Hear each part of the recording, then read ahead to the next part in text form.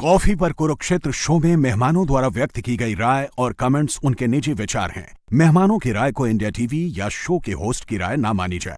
India TV का मकसद किसी भी व्यक्ति या वर्ग की भावना को ठेस पहुंचाना नहीं है।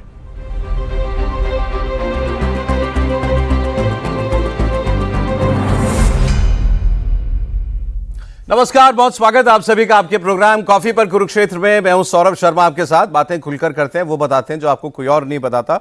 और आज आपको पहले मेहमानों से मिलवा देता हूं, फिर आपको आज के मुद्दे से मिलवाऊंगा। हमारे साथ है सीनियर जर्नलिस्ट, ऑथर, पूर्व केंद्रीय मंत्री एमजे अकबर साहब। सर, बहुत स्वागत है आपका एक बार फिर कॉफी पर कुरुक्षेत्र में। प्रदीप सिंह जी प्रोग्राम में आ गए। सर, बहुत स्वागत है आपका। और अनंत विजय जी हमारे साथ हैं, सीनियर जर्नलिस्ट। अनंत जी, आपका बहुत स्वागत है।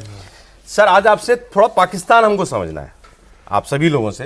पाकिस्तान में दो खबरें लगातार चल रही हैं, दो बड़े अपडेट। इमरान खान को जेल में क्या कुछ हो गया है, और अगर ऐसा है और तो पाकिस्तान का क्या होगा, और ऐसा नहीं है तो फिर इतनी गोपनीयता क्यों, सीक्रेसी क्यों, ये दुनिया पूछ रही है। दूसरा, आसिम मुनीर ऑफिशियली पाकिस्तान का सबसे ताकतवर आदमी बन गया है, क्योंकि जो इन्होंने 27वां अमेंडमेंट किया था फील्ड मार्शल बनाने के बाद और उसको और ताकत देने के लिए, वो कल से लागू हो गया। तो अब 2030 तक आसिम मुनीर के वो आर्मी चीफ का पद भी उसके पास रहेगा, फील्ड मार्शल है। इसके अलावा जो न्यूक्लियर हथियार का बटन है वो भी उसके पास है, क्योंकि जो इनकी स्ट्रेटेजिक फोर्स कमांड होगी उसकी नियुक्ति भी जनरल की वही आदमी करेगा। उसके ऊपर आजीवन कोई मुकदमा नहीं चल सकता। ये सारी बातें अब इन इफेक्ट लागू हो गई हैं। हमें आज समझना यह है कि हम पाकिस्तान की इतनी बात कर क्यों रहे हैं।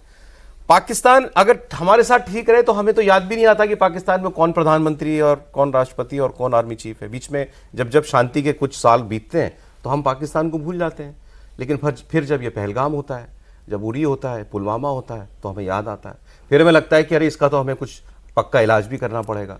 लेकिन ये प्रयास तो हम कब से कर रहे हैं, और क्या आगे ऐसा दिखता है कि कभी हम कोई परमानेंट सोल्यूशन पाकिस्तान के साथ ढूंढ पाएंगे? इसमें ये फौजी लोग जब तक सीधे रूल करते हैं या इनडायरेक्ट रूल जैसे आसिम मुनीर कर रहा है, इनके साथ हमारा व्यवहार कभी बन पाया क्या, या आगे बन सकता है? या जो भी जितने भी वक्त के लिए कोई वहां पर डेमोक्रेटिक गवर्नमेंट आती है, जैसे इमरान खान की आई थी या इससे पहले जो रही, इनके साथ कभी हम रिश्ते बनाकर कभी कुछ हासिल कर पाए? ये सारी बातें सर आज समझनी है। लेकिन पहले आसिम मुनीर से शुरुआत करना चाहता हूं। सर, आसिम मुनीर क्या आज अभी तक पाकिस्तान के इतिहास में जितने भी ताकतवर इनके सेना प्रमुख हुए हैं, जिन्होंने सीधे सत्ता ले ली या इनडायरेक्टली रूल किया, उस लिस्ट में सबसे ताकतवर लोगों में आ गया? सबसे ताकतवर तो मैं नहीं कहूँगा। इनका ये है, अंतर ये है कि इन्होंने साइलेंट कू किया है। और साइलेंट क्यू मतलब पहली बार पाकिस्तान की जो डेमोक्रेटिक स्टेट है, पाकिस्तान एक यूनिफाइड स्टेट नहीं है। पाकिस्तान में जो हम लोग हर जगह कहते हैं कि एक डीप स्टेट होता है और एक सामने नज़र आता है सरकार में, पाकिस्तान में पैरेलल स्टेट्स हैं। आर्मी 1958 के बाद आर्मी पावर से हटी नहीं है। आर्मी ने देश को बर्बाद कर दिया। बांग्लादेश का इतिहास आप जानते ही हैं। हर लड़ाई आर्मी ने हारी है। ऐसा कोई लड़ाई नहीं है जो आर्मी ने ना शुरू ना किया हो और उसके बाद हारा ना हो। 65 हो, 71 हो, कारगिल हो, अभी आप देख लीजिए। लेकिन आर्मी में कभी अकाउंटेबिलिटी नहीं है। तो इसलिए जब लोग बहुत मजबूर हो गए थे तो याह्या खान को हटा दिए थे जी, ठीक है। लेकिन वो भी मतलब देश का विभाजन हुआ, देश उसके बाद इतना दूर जाना पड़ा। उसके बाद जो इमरान खान की आप बात करते हैं, ये अभी आपने उठाया, क्यों लोग जो है अफवाह क्यों तेजी पकड़ती है राजनीति में? वहाँ तो जेल मतलब आपके ऑफिस में कम बैठते हैं और जेल में ज़्यादा बैठते हैं, तो ये तो वहाँ चलता रहता है। अफवाह इसलिए है कि जब जब डेमोक्रेटिक थ्रेट आया है आर्मी को जी, तब आर्मी ने उस थ्रेट को असैसिनेट करके ख़त्म कर दिया है। जिया ने जुल्फ़िकार अली भुट्टो को लीगल असैसिनेशन किया, जिसको जुडिशियल मर्डर कहते हैं, ठीक। और बेनज़ीर, जो मैं बहुत अच्छी तरह जानता था बेनज़ीर भुट्टो को, बेनज़ीर को सड़क पे जा रही थी शेरी के साथ, उनकी जो एडवाइज़र थी शेरे रहमान, उनके साथ सड़क पे खुल के गोली मरवा दिया।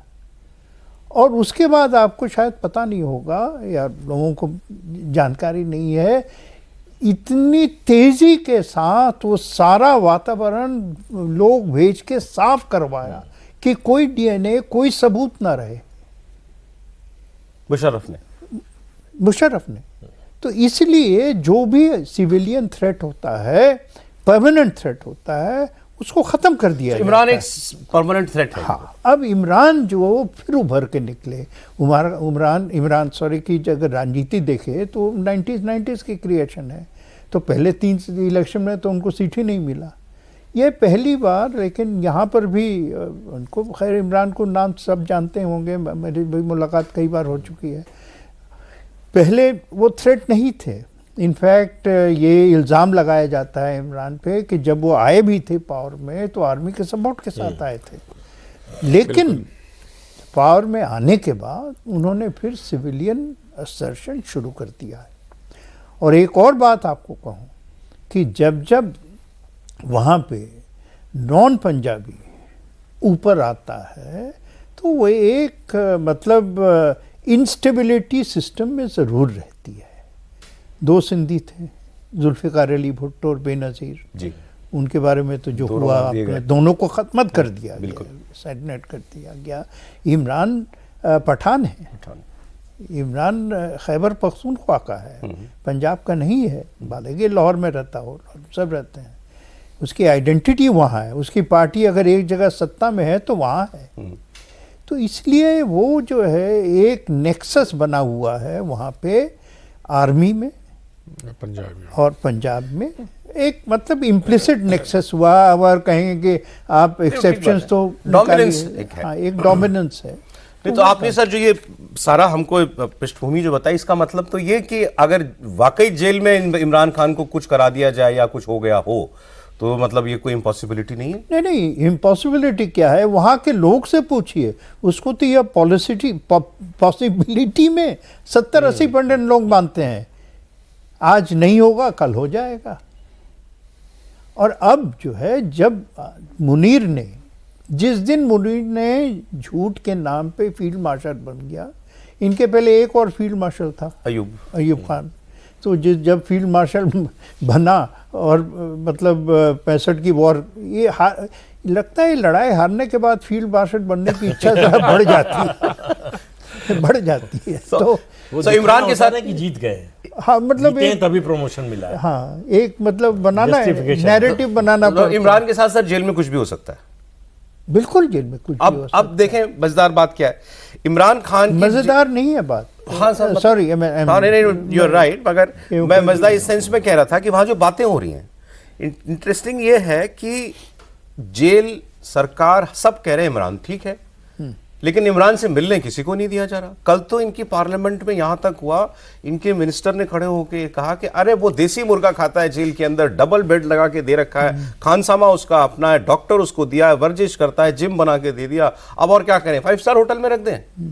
इनके डिफेंस मिनिस्टर ने कहा कि जब हमें जेल में डाला गया था तो हम तो वो पत्थर की उस पर सोते थे और 2 कंबल दिए हुए थे, सर्दी के दिन में भी ठंडा पानी देते थे नहाने के लिए, उसको तो हमने 5 स्टार लग्जरी दे रखी। अगर ऐसा है तो फिर क्या है ऐसी गोपनीयता कि आप इमरान से उसकी शक्ल नहीं देखने दे रहे किसी को? नहीं, देखिए समस्या जो अभी अकबर साहब बात कर रहे थे कि इम्पॉसिबल नहीं, पॉसिबिलिटी है, और पॉसिबिलिटी ज़्यादा है कि इमरान खान या तो मार दिए गए हैं या मार दिए जाएंगे। मतलब इन 2 स्थितियों के अलावा कुछ होना नहीं।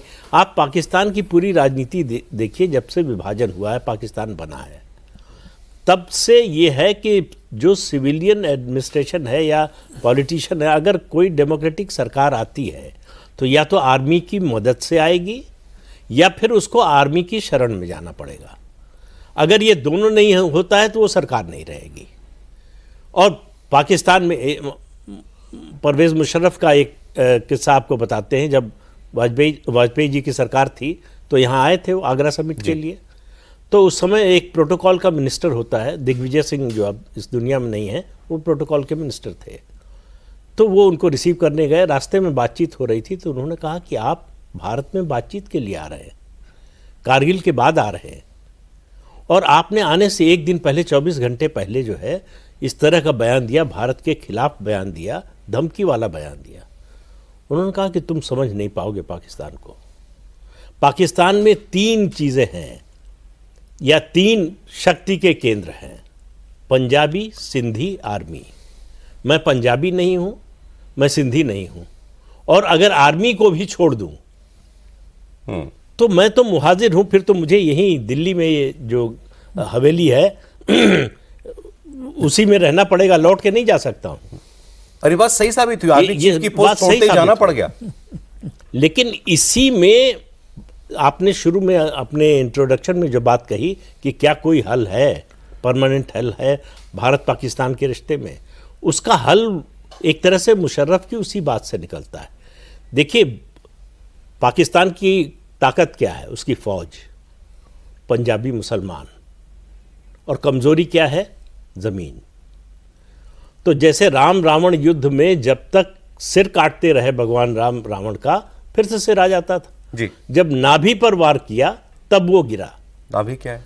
तो नाभि है पंजाबी मुसलमान और जमीन। पंजाबी मुसलमान इसलिए कि आर्मी पर कब्जा पंजाबी मुसलमान का है। जब तक इस पर हमला नहीं करेंगे, पंजाबी मुसलमान को जमीन से बड़ा प्रेम होता है। आप हवा में चाहे उनके 7 जेट गिरा दें, चाहे 70 गिरा दें, आतंकवादियों में 50 मार दें, 100 मार दें, 5000 मार दें, कोई फर्क नहीं पड़ता है आर्मी को। से आगे बात को थोड़ा बढ़ाते हुए, हम यहाँ इमरान की जितनी बात करते हैं, मैं देखता हूँ सोशल मीडिया पर कई लोग याद दिला रहे हैं, भाई इमरान तुम्हारे साथ कौन सा अच्छा था? इमरान था तो इमरान, तब तुम्हारे रिश्ते बड़े अच्छे हो गए थे क्या?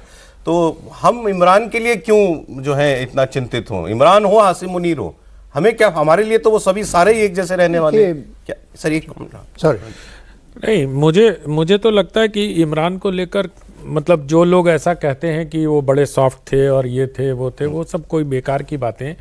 पाकिस्तान एक ऐसा राज्य है जो नासूर की तरह भारत के साथ रिश्ता रहेगा, वो कभी सुधर ही नहीं सकता।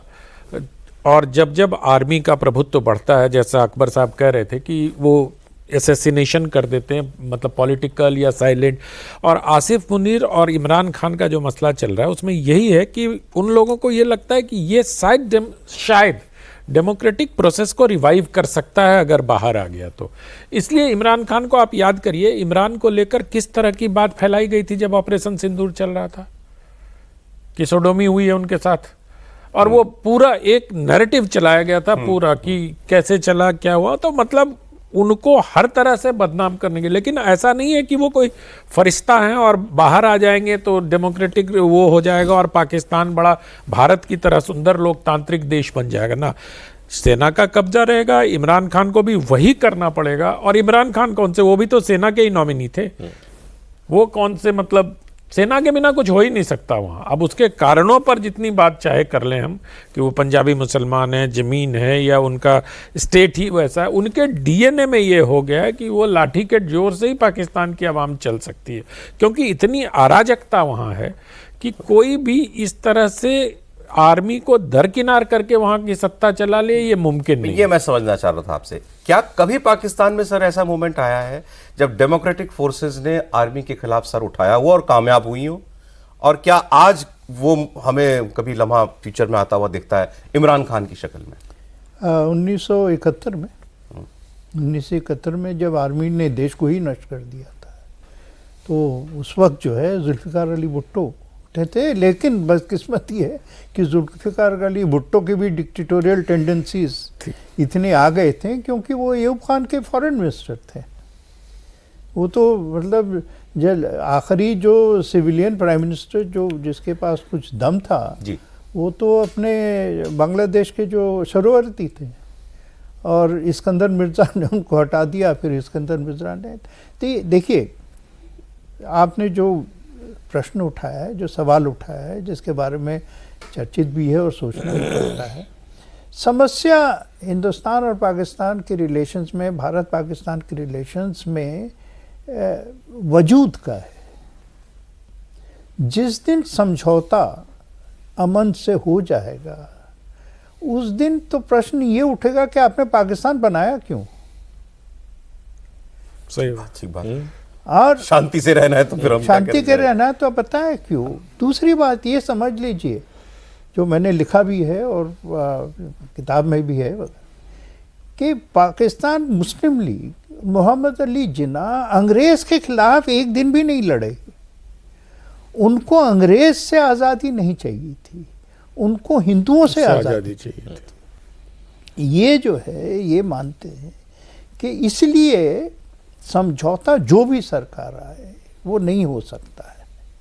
दूसरी बात, वहाँ आर्मी और सिविलियन की जो रिलेशनशिप है, हमारे हर प्रधानमंत्री ने, मैं एक और बात कह दूँ, हमारे तरफ से हर प्रधानमंत्री ने, शुरू से जवाहरलाल नेहरू से इंदिरा गांधी से लेकर सब ने कहीं ना कहीं एक बार प्रयास किया था कि पाकिस्तान के साथ समझौता हो जाए। बिल्कुल, सब ने किया है। मतलब हमारे प्रेजेंट प्रधानमंत्री आखिर आपको पता है कि वो लाहौर गए, अनाउंस्ड गए, किसने और उससे ज्यादा क्या प्रयास कर सकते हैं? शपथ ग्रहण में बुलाया, स्वेरिंग इन पे बुलाया, क्या प्रयास कर सकते हैं? और उसके जवाब में क्या मिला? उसके जवाब में मिला आज तक वहाँ से टेररिज्म के बाद टेररिज्म, इस हद का टेररिज्म कि आपने पहलगाम में जाके एथनिक क्लेंजिंग किया। सिर्फ टेररिज्म नहीं किया, एथनिक क्लेंजिंग में, वो ज़्यादा कहूँगा तो शायद बिल्कुल सर अनुचित होगा। ये इसका मतलब घृणा है, गुस्सा है। तो ये जो इसलिए सर आपकी बात से तो बड़ी ग्रिम पिक्चर मिल रही है कि हम मतलब पाकिस्तान जब तक एग्जिस्ट करता है आपका उससे कोई कोई शांति हो ही नहीं सकती। हाँ, क्योंकि जो इस बेसिस पे पाकिस्तान बना है वो अजीब और गरीब बेसिस, उस बेसिस पे दुनिया में किसी भी मुल्क, कोई भी मुल्क नहीं बना है। इस्लाम के नाम, इस्लाम जो है मुल्क में थोड़ी रहता है, इस्लाम मस्जिद में तो रहता है या ब्रह्मकांड में रहता है। एक मज़हब है, एक फेथ है। अगर इस्लाम के नाम पे आप देश बना सकते हो तो फिर 22 अरब देश क्यों रहते हैं? अब मुझे तो आप दोनों की बात एक तरफ जाती हुई दिखाई दे रही है कि Pakistan as it exist now, Bharat उससे कभी बहुत अच्छे संबंध बना पाएगा इसकी पॉसिबिलिटी नहीं है। और आपने उसमें जमीन की बात भी जोड़ दी। राजनाथ जी ने, खासकर ऑपरेशन सिंदूर के बाद हमारे रक्षा मंत्री जी ने, वो पीओके की बात करते थे क्योंकि पीओके जनरली लोगों को समझ में आता है कि पीओके तो हम कहते हैं ऑक्यूपाइड कश्मीर है तो वापस ही आना चाहिए। उन्होंने कहा वो आएगा, कई बार कहा आएगा। फिर उन्होंने सिंध के लिए कहा कि सिंध भी एक दिन भारत का है, भारत वापस लौटेगा। ये बातें जो है मतलब हम देखें इसको तो रेटरिक के तौर पर लेते हैं कि ठीक है कि ये बात कही जा रही है, अरे कौन सी जब लकीरें जो बन जाती है नक्शे पे इतनी आसानी से कहाँ मिटती है। लेकिन क्या ये भारत की सरकार या भारत को ये बात समझ में आ रही है जो बात आप दोनों कह रहे हैं कि इसके सिवा और कोई तरीका नहीं है कि ये भाई जब ये नक्शा तोड़ो पाकिस्तान का? नहीं, लकीरें जो बन जाती हैं वो मिटती भी हैं अगर मिटाने की आपकी पॉलिटिकल विल पावर हो। क्या सरकार चाहती है ऐसा? भाई जब सरकार इस नतीजे पर पहुंचेगी कि इसके अलावा हमारे पास कोई विकल्प ही नहीं है तो फिर उस रास्ते पर तो चलना ही पड़ेगा। यही जानना चाह रहा हूं। और आज़ादी के पहले से जब ये कहा जा रहा हो कि जब अंग्रेज चले जाएंगे तो युद्ध होगा मुसलमानों और हिंदुओं के बीच में और जो जीतेगा उसका राज होगा, कि हमको एक लड़ाई लड़नी पड़ेगी। और ये इस्लाम के मानने वालों का ये मानना है कि भाई हम जो है जहां जो दारुल हर्ब है वहां हम नहीं रह सकते। तो ये तो बच्चे को मदरसे में बचपन से पढ़ाया जाता है। तो पाकिस्तान की नींव की बात आप कीजिए, उससे पहले की बात कीजिए, पाकिस्तान बना ही क्यों? और आप देखिए कि मुस्लिम लीग को जो वोट मिले हैं, जहां से सबसे ज्यादा वोट मिले वहां से लोग नहीं गए। आपको पूरे पाकिस्तान में इस 79 साल में 79 ईयर्स हो गए, कोई एक मलयाली, कोई एक तमिल, कोई तेलुगु बोलने वाला, वही बात वो कह रहे थे। हाँ, कौन गया? कोई मिला क्या? सबसे ज्यादा वोट वहीं से मिला था। तो जो बंटवारा हुआ, मेरा मानना है कि वो वहीं से शुरुआत, मतलब पाकिस्तान के जन्म में ही जो है खोट है, वहीं से गड़बड़ी शुरू हुई। और जब तक पाकिस्तान का वजूद है तब तक भारत पाकिस्तान के रिश्ते अच्छे नहीं हो। और समझ गया सर, मैं कह रहा हूं कि लेकिन ये कहना रक्षा मंत्री का कहना और ये हो जाना नहीं, आप बोलिए सर। आप देखिए, जब मैंने कहा कि किसी भी धर्म के नाम पे मुल्क नहीं बनता है, तो इसीलिए जब राजनाथ जी कहते हैं, और उन्होंने क्या कहा, क्यों यही कहा कि सिविलाइजेशनल बेसिस पे हम जो है ये एक मुल्क है और सिविलाइजेशनली मुल्क है, ज़बानें हमारी एक है, तहजीब हमारा एक है। इसीलिए मुनीर, देखिए जब मुनीर झूठ बोलता है ना तो सोच के झूठ बोलता है। और जब अपने भाषण में उसने कहा कि हमारे सोचने का तरीका अलग है, हमारी बुनियाद अलग है, हमारा कल्चर अलग है। अरे आपका कल्चर अलग है तो पंजाबी क्यों बोलते हो? बिल्कुल। आपका कल्चर अलग है तो आपकी मतलब बसंत खाने, बसंत और पुलाव कहाँ से आया? जो भी हो, मैं तो मतलब इस चीज को छोड़। बट सर फिर वो उसने इसमें दो बातें कही जाती, दो बातें इसमें मेरी, कि एक तो जैसे पीओके के लिए लोग कहते हैं कि भाई आज पीओके का वो माहौल थोड़ी होगा जो पीओके 47-48 में था जब पाकिस्तान ने कब्जा किया। जिस किस्म का वहाँ पर टेरर, वो इंफ्रास्ट्रक्चर जो है सब बन गया है, रेडिकलाइजेशन जो हो गई है, ऐसे ही 70-80 साल पाकिस्तान में रहते रहते रहते रहते कुछ नहीं बदला होगा। आज जो वहाँ की भी तो 4 पीढ़ियाँ निकल गई ना। आज जो पीढ़ी है उसकी सिविलाइजेशनल मेमोरी वो है जिसकी आप बात कर रहे हैं। सिविलाइजेशन मेरी जो 4000 साल से है वो 40 साल में कैसे गायब हो जाएगी? आपकी सिविलाइजेशन पीढ़ी 4000। मैं ईमानदारी से पूछ रहा हूं सर, वो आज सिंध का लड़का जो है, हाँ? वो अपने आप को पाकिस्तानी कहेगा या सिंधी कहेगा? वो अपने आप को जो कहेगा, लेकिन जिस दिन सिंधी जबान भूल जाएगा उस दिन शायद सिंध की कल्चर से हट जाएगा, लेकिन सिंधी जबान नहीं भूलने वाला है। दूसरा सवाल बीच में खड़ी है, फिर वही पाकिस्तान और दूसरी बात, सॉरी एक चीज और मैं कहूं, क्योंकि मैं संदर्भ में मैं बहुत जरूरी समझता हूं। अभी वर्ल्ड बैंक की रिपोर्ट आई है, आप देखिए वहाँ पे जिसने आपने जैसा स्टेट बनाया है। हमारे यहाँ पता है वर्ल्ड बैंक की रिपोर्ट ने कहा है कि जो गरीबी, सख्त गरीबी जो है 2% से कम हो गई है। वहाँ पे पाकिस्तान में कहता है गरीबी 44% है। और अगर आप पंजाब को हटा दें, पंजाब प्रॉस्परस है, हाँ, तो सिंध और बलूचिस्तान की कितनी गरीबी होगी आप उससे अंदाजा लगा सकते हैं। ये मेरे आंकड़े नहीं है, ये वर्ल्ड बैंक अभी आया, हाँ, कल ही परसों। तो वो जो जवान है वहाँ पे, उसको नौकरी नहीं है, खाने को नहीं है, गुलाम। पता है पाकिस्तान एक ऐसा मुल्क है जहाँ पे आज तक लैंड रिफॉर्म नहीं हुआ, लैंड रिफॉर्म नहीं हुआ। आप जो कह रहे हैं ना जमीन की लालच, ये भी एक नमूना है जमीन की लालच का। सर 4 साल, हाँ, मैं वो जमीन वाली बात ही पे भी ज्यादा इंटरेस्ट है मेरा। मैं कह रहा हूँ, आप साहब ने सिंध में बताया, वहां आप एक हो सकता है एक डिसअफेक्शन अपनी सरकार के लिए, अपनी सेना के खिलाफ मुमकिन है, और है भी ये। और खासकर आसिम मुनीर तो बताते हैं कि बड़ा अनपॉपुलर अब हो गया है। लेकिन अगेन मैं फिर वही बात कहूंगा, यूक्रेन को मारते मारते 4 साल हो गए रूस को। 20% जमीन कहते हैं कि वो ले पाया है। हाँ? एक गाजा लेने के लिए 2.5 साल बम गिराने पड़े नेतन्याहू को, अभी तक कर ही रहे हैं वो काम। आप तो फिर एक न्यूक्लियर स्टेट की बात कर रहे हैं। नहीं, लेकिन आप दोनों की तुलना नहीं कर सकते। ये रूस यूक्रेन युद्ध नहीं है। यूक्रेन के पीछे पूरा अमेरिका, यूरोप खड़ा है। यूक्रेन को पैसा कहाँ से मिल रहा है, हथियार कहाँ से मिल रहा है? पूरा नाटो सपोर्टेड है। तो इसलिए जो है भारत पाकिस्तान की, आप पाकिस्तान को छोड़ दीजिए 1 मिनट के लिए। अभी फरीदाबाद में ये अल-फला यूनिवर्सिटी पकड़ी गई है, मतलब उसका मामला सामने आया। अल-फला अरबी का शब्द है जिसका मतलब है मरने के बाद की तरक्की। तो जिन्होंने बनाया उनकी मानसिकता के बारे में सोचिए। ये असल में मजहब का एक हिस्सा, जिसका माइंडसेट ये है।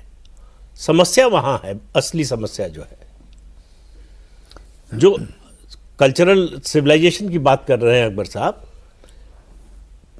जब ब्रिटिशर्स से हम लोग डोमिनियन स्टेट मांग रहे थे तो उन्होंने मना कर दिया। उन्होंने कहा कि आप तो न तो एक भाषा बोलते हैं, न एक भौगोलिक आपकी इकाई है, तो आपको डोमिनियन स्टेटस कैसे मिल जाएगा? तब उनके सामने ये प्रेजेंटेशन हुआ कि हम सिविलाइजेशनल स्टेट हैं। उसके बाद डोमिनियन स्टेटस मिला। तो सिविलाइजेशन को अगर पाकिस्तान में या बांग्लादेश में जो लोग रह रहे हैं उससे अपने को रिलेट करेंगे तो फिर सवाल यह है कि उनके देश का एग्जिस्टेंस तो क्या हमें उन्हें याद दिलाना पड़ेगा? लगता नहीं कि उन्हें जब यहाँ जो लोग हैं ऐसे लोगों की संख्या कम नहीं है जिनको वो याद ही नहीं रखना चाहते। तो उनको कहाँ याद होगा? भाई ऐसा है कि हमारी सिविलाइजेशन के नायक भी हैं, लेकिन अगर आप उनको खलनायक मानते हैं और जो खलनायक है उनको नायक मानते हैं तो ये तो मतलब क्षितिज वाली बात हुई जो कभी मिलते नहीं। उस तरह की स्थिति पैदा हो गई। नहीं, वो कह रहे हैं लेकिन सिंध को याद है और सिंध उस बिना पे आपसे जुड़ेगा। नहीं, सिंध को तो याद है, लेकिन क्या सिंध के लोग भारत के बारे में ऐसा सोचते हैं? मैंने वही पूछा। देखिए, अगर आप देखें, मैं एक बात सिर्फ, क्योंकि समय की भी किल्लत होगी, पाकिस्तान को हम नहीं बर्बाद करेंगे, पाकिस्तान को पाकिस्तानी ही बर्बाद करेगा। कर ही रहे हैं। क्योंकि जब स्टेट डिसफंक्शनल हो जाता है तो उसका सबसे ज़्यादा असर गरीब तबके पे पड़ता है। 70% पॉपुलेशन पे पड़ता है, 20% वो तो कहीं भी रह सकता है, 20% हमारा मुल्क अंग्रेज़ के ज़माने में भी फूलता था। तो इसलिए किसी भी स्टेट में 20% तो अपने आप को देख लेगा, लेकिन जो 80% जिसको आप सेमी गुलाम बना के रखे हो, चाहे जैसा भी स्टेट हो जी, वो जो है आज की दुनिया में अब नहीं मानेगा। वो ये 18वीं सदी और 8वीं सदी का ज़माना गया। आज जो है 1900 मतलब कॉलोनियलिज्म के बाद, जिसके बारे में प्रधानमंत्री भी बहुत कहते हैं, सही कहते हैं, कि ये जो मेंटेलिटी है ये ख़त्म होने में समय लगता है, लेकिन ख़त्म होने का प्रयास शुरू होता है 1918-1920 के बाद और नॉन कॉप मूवमेंट के बाद, पब्लिक मूवमेंट के बाद। ये जो है मूवमेंट आज जो है एक जगह पे हमें लाई है। अंग्रेज़ का फ़लसफ़ा यहाँ रहने का था डिवाइड एंड रूल, ये तो हम सबको ये आ जाता है, लेकिन उसका फ़लसफ़ा 1947 का क्या था? Divide and destroy, divide and rule. जब तक हम हुकूमत करेंगे, वही फिलॉसफी थी, और डिस्ट्रॉयड इंडिया और divided India, divide and destroy.